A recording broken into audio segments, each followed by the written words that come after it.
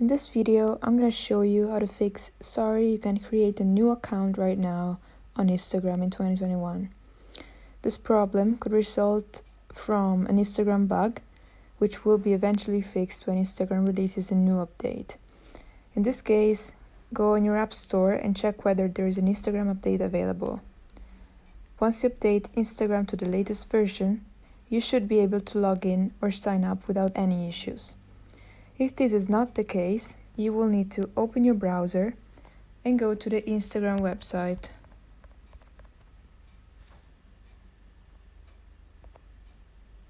At this point, you can either log into your account or sign up and create a new one.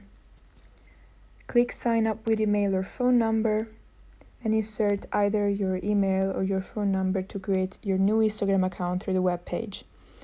If for some reason you're not able to use your phone to do this, you can sign up to Instagram via your computer in the same way by going on the Instagram website. Hope you found this video helpful. I would appreciate it if you liked it, and I will see you next time.